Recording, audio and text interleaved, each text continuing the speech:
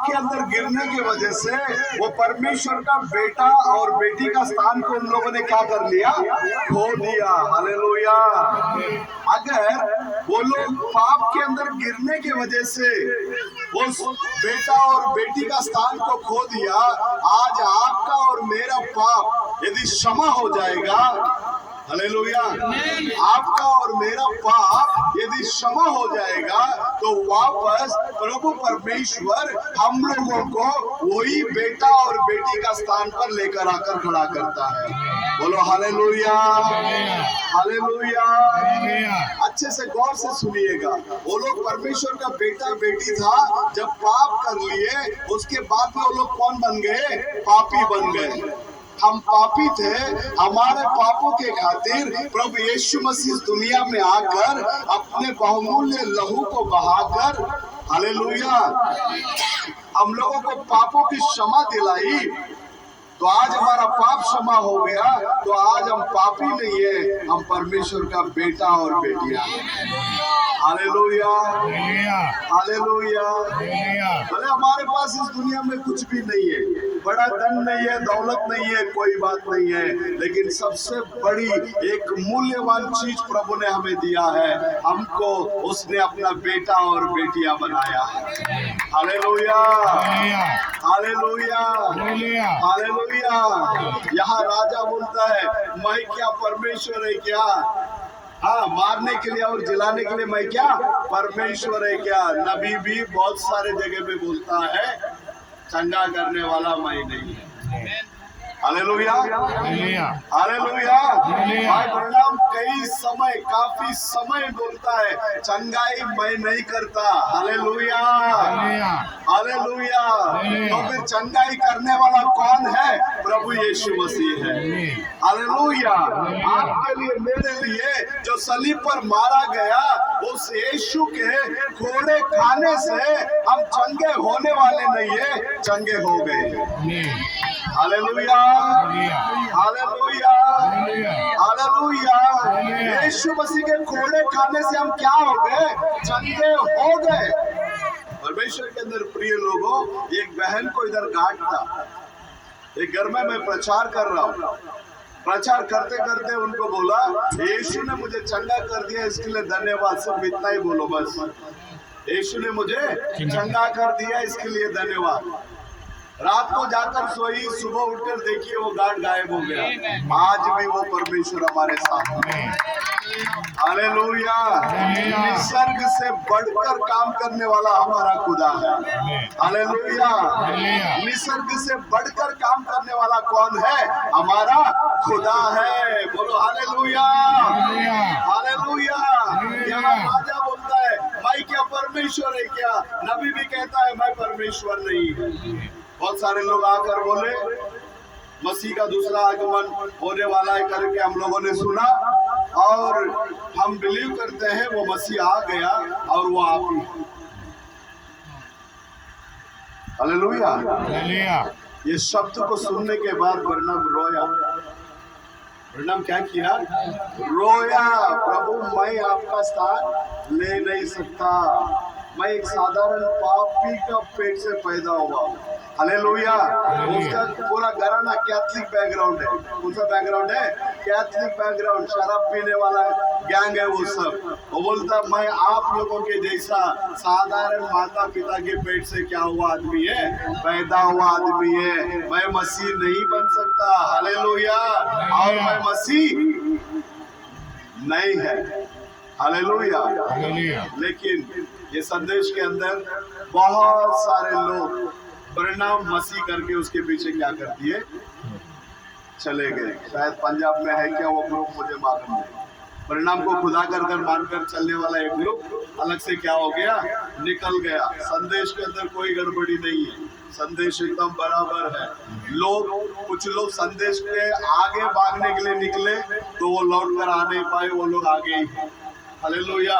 लेकिन संदेश और बाइबल जब साथ में चलता है ना, किसी भी प्रकार का गड़बड़ी नहीं होता। मसीह एक ही है, वो आपके लिए मेरे लिए सलीब पर मरा। उस यीशु को छोड़कर दूसरा किसी को जानकारी लेना तुमको जरूरत नहीं है करके पौलुस क्या कर रहा है, इधर लिख रहा है। बोलो हालेलुया, हालेलुया। सब चलाया गया सर्प करके संदेश में नबी खुला करके बात कर रहा है, मैं आप लोगों का भाई हूँ, मैं मसीह नहीं हूँ। हालेलुया। हम मसीह को इज्जत करते हैं, हालेलुया। हम मसीह का आराधना करते हैं, हम मसीह को रेस्पेक्ट करते हैं, हालेलुया। उसी रीति से हम प्रॉफिट को भी रेस्पेक्ट करते हैं, लेकिन आराधना मसीह को करते हैं। हालेलुया। आराधना किसकी करते हैं? हम मसीह को करते हैं। कौन सा मसीह? जो मसीह आपके लिए मेरे लिए पोंतियुस पिलातुस के समय में जो सलीब पर मरा, उस मसीह का हम लोग क्या कर रहे हैं? आराधना कर रहे हैं। बोलो हालेलुया, हालेलुया। राजा ये बात को करने के समय में वहां क्या होता है, देखिए 8वां वचन को पढ़ो, 5वां अध्याय में 8वां वचन, दूसरा राजा 5:8। यह सुनकर इस्राएल के राजा ने अपने वस्त्र फाड़े। ये सुनकर इस्राएल के राजा अपना वस्त्र को क्या किया? फाड़ दिया। परमेश्वर के भक्त एलीशा ने राजा के पास कहला भेजा, तूने क्यों अपने वस्त्र फाड़े हैं? अब राजा मुसीबत में है करके मैसेज किसके पास चला गया? प्रॉफिट के पास चला गया। हालेलुया। अब प्रॉफिट राजा के पास मैसेज भेज रहा है, भाई तू क्यों कपड़ा फाड़ के ले रहा है? हालेलुया। तू क्यों कपड़ा फाड़ कर ले रहा है? हाँ नीचे, वह मेरे पास आए, वो मेरे पास आए। तेरे पास जो आया ना उसको किधर भेजो? मेरे पास भेजो। हाँ, तब जान लेगा कि इस्राएल में एक नबी तो है। इस्राएल में एक नबी तो है। हालेलुया। उसको किसके पास भेजो? मेरे पास भेजो, ताकि वो क्या कर लेगा? जान लेगा कि इस्राएल में कौन है? ये नबी है। हालेलुया। जैसा इजरायलियों के लिए प्रभु ने नबियों को भेजा, वैसे ही हम अन्य जाति के लिए भी परमेश्वर ने एक नबी को भेजा। Hallelujah, hallelujah. राजा के पास वो कोड के लिए दवा नहीं है। हालेलुया। अगर वो कोड को हम लोग उदाहरण के तौर पर लेंगे, पाप के लिए छुटकारा राजा के पास कोई तोड़ नहीं है। पाप के लिए छुटकारा किसके पास है? औषधकता के पास है। Hallelujah, hallelujah. वो राजा को मैसेज भेज रहा है, तू काय के लिए कपड़ा फाड़ रहा है? उसको मेरे पास भेज, उसको पता चलने दे इस्राएल के अंदर कौन है? नबी है। और परमेश्वर का वचन हमेशा नबी के पास आता है। Hallelujah, hallelujah. परमेश्वर का वचन हमेशा किसके पास आता है? नबी के पास आता है। हालेलुया।